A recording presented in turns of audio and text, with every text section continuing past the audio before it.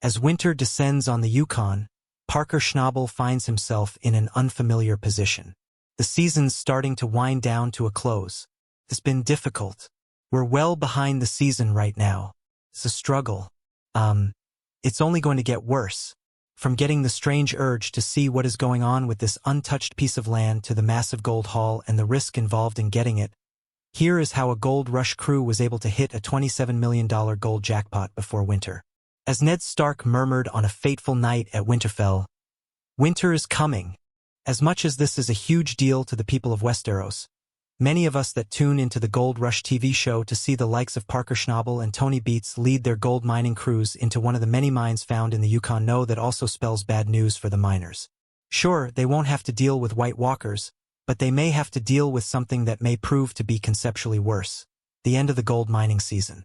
With the cold and frost of the winter covering every inch of land, they just won't be able to get their hands on that beautiful gold. With that in mind, Parker Schnabel and his men were ready to leave the gold mines for the rest of the year. However, there was this explosion that brought a halt to everything. Sure, they had been able to mine about $27 million out of the area, but this goes a bit deeper than that. In this unusual tale, we find that Parker was ready to risk the well-being and the condition of his two heavy dozer machines. "I started my life here, and my goal is to see if there's a lot better ground out there that we could be mining." Would Parker and his crew be able to reap the rewards of this risky move? Well, there is only one way to find out, isn't there? As we may have hinted at a few moments ago, Parker and his team had been digging through the mines in the Yukon for the entire season. This time, though, it seemed as though his focus lay on new territories in the vicinity.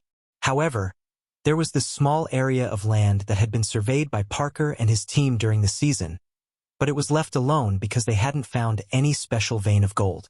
As a result, it was pretty much abandoned by Parker and his crew. That is until the last days of the season.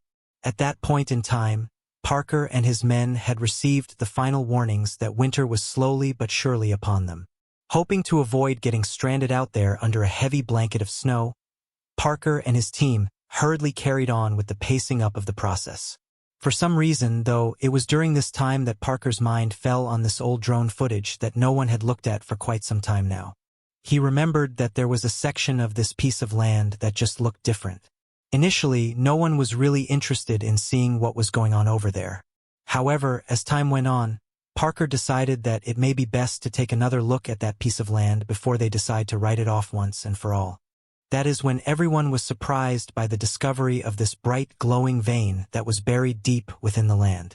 This vein was so rich that it was guaranteed to get Parker and his men tens of millions of dollars should they be able to extract the entire load of this vein and then some. Looking at the glowing vein, people were left to wonder why they hadn't been able to find it all season. After all, they had actually come to scan the area some time ago. Could it really be a mistake? Well, whatever the case may be, it seemed as though this part of the piece of land wasn't mapped out. And as such, they missed out on this massive haul of gold. Well, now that is over because every time they dug into the land, they were scooping out tons of gold. In the end, this discovery proves itself to be one of the biggest masterstrokes that Parker and his team had ever pulled off during the duration of the show. The discovery of this vein was so startling that some could not believe that it occurred by providence.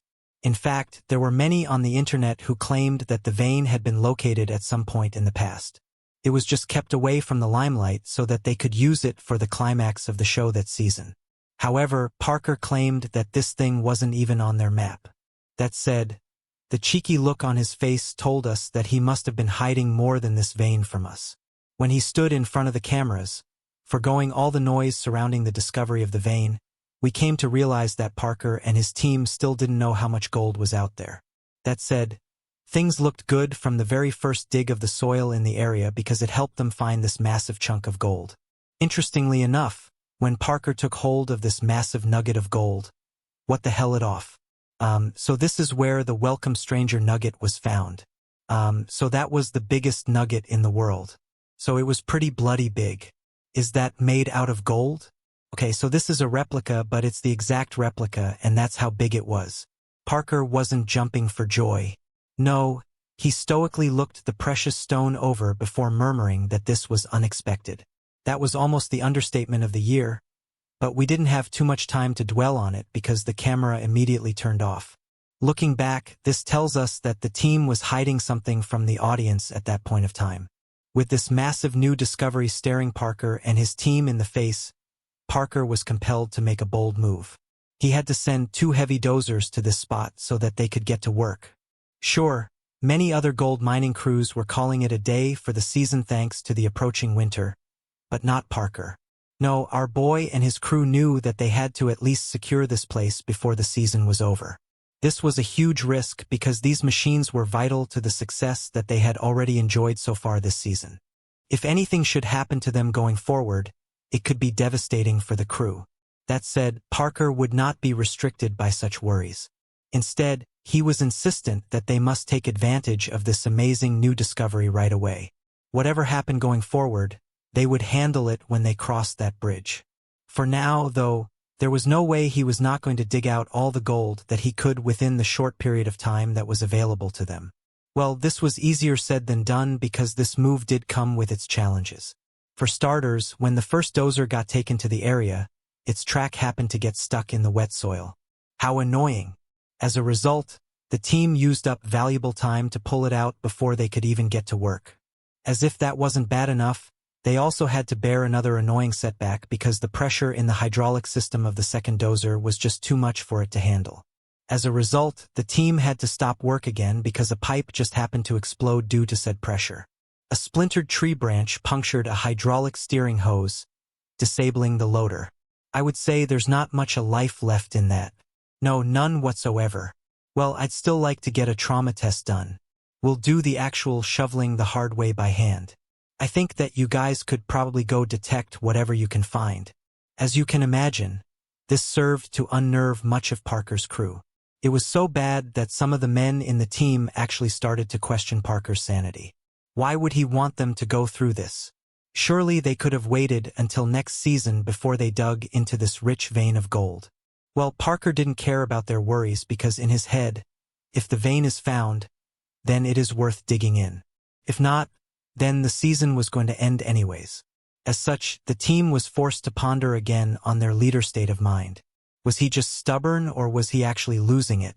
Whatever the case may be, Parker would end up having the last laugh because he and his team would walk away with almost $30 million worth of gold. Let's not get it twisted. Parker and his team did suffer some losses. For example, they lost a good amount of money working on the maintenance of the equipment that got damaged when they were working under those unfavorable conditions. But at the end of the day, Parker and his team were able to smile brightly when they watched all that gold come out of the ground. We are all compelled to admit that Parker had taken a risk. And in the end, he can smile brightly because he came out on top. No wonder he is considered to be the face of the gold rush. If this move didn't epitomize the saying, all or nothing, we aren't sure what would. We can see how there is no time for halfway measures. We have to go all in to get what we want. And as we always say, fortune favors the bold. In this moment, Parker was bold in his decision to stay back so that they could extract all the gold they could from this initially unnoticed piece of land. This was made even more exciting by the fact that Parker not only beat himself and his team's levels of endurance to get this gold out of this rich vein. They were also beating out the competition. After all, we all know that there is a ruthless race to the finish when it comes to these gold miners and their targets for the season. This fierce competition is even fiercer among the trio of Parker Schnabel, Tony Beats, and Rick Ness. Each mine boss has their own strategies and have enjoyed varying levels of success. After all, that is why they can return to these mines every year. In view of this, it seems as though Parker may have taken the biggest risk out of the trio this season.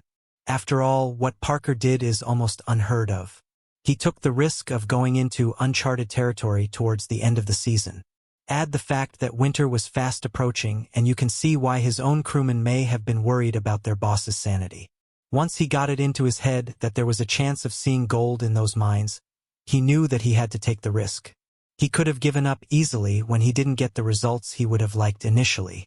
But at the end of the day, his risk actually paid off. How do you make that transition, from mining in one place to the next? That's really difficult, and it's a thing that a lot of miners get wrong. You do it too soon and you're spread way thin. If you do it too late, then everybody knows you're desperate. And it must have been really daunting for him during that time, especially when we find out that Tony was on a path of his own at the same time.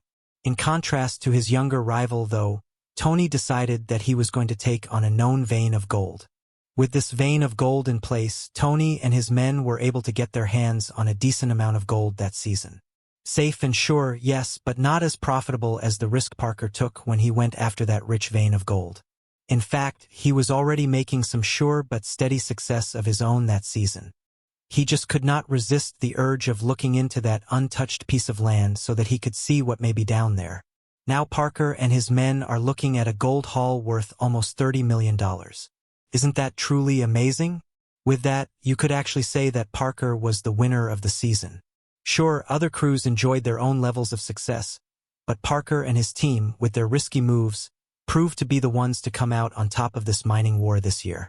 As much as Parker and his men were able to get their hands on millions of dollars worth of gold while they were mining away that season, it would be remiss if we failed to mention that some rather strange things were found along the way. To be honest, we must mention that during such digs, crews are known to dig out some of the weirdest stuff while they are out there. This time, though, they were surprised to come across a strange black shining object. When they took a closer look at the strange object, they found that it was a heavy rock that had some engraved marks on them. It was almost as though someone had put these strange markings on the rock thousands of years ago. What's up with that? As if that isn't odd enough, Rick and his men found this odd piece of iron on their own mining site. A closer look at the piece of iron told them that it must have been a part of some old tool that must have had some kind of rust on it due to how old it was. What actually made the piece of iron stand out, though, was the strange shape it assumed. Looking at it, some people were wondering if it was some sort of tool that belonged to an old miner. The old miner must have come out there back in the day so that he could dig into the land. Then over at Tony Beat's site, his team was surprised to find this rock which had white lines on it. What could that be? Some geologists expressed their belief that this rock formation must have been many thousands of years old. As such, there must have been some sort of natural water source in the area. Does this explain the strange white lines on the rock, though? We cannot say. But what we can say is that things were getting stranger than ever as the gold miners plowed through the dirt looking for gold. At least they could boast that they were able to get some strange artifacts out of the experience. Looking at the situation, many of the fans who tuned into the Gold Rush TV show did not waste any time getting into the speculations.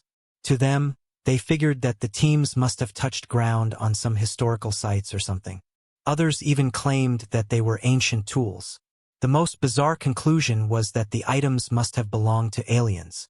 Whatever the case may be, the only thing that was clear right now is that Parker and his men were willing to risk it all, and as a result, they were also able to get it all. Maybe that is a much-needed lesson for some of you watching this video. That said, we would always be on hand to see how Parker and his men get on while searching for gold on Gold Rush. From getting this strange urge to see what is going on with this untouched piece of land to the massive gold haul and the risk involved in getting it, here is how a Gold Rush crew was able to hit a $27 million gold jackpot before winter.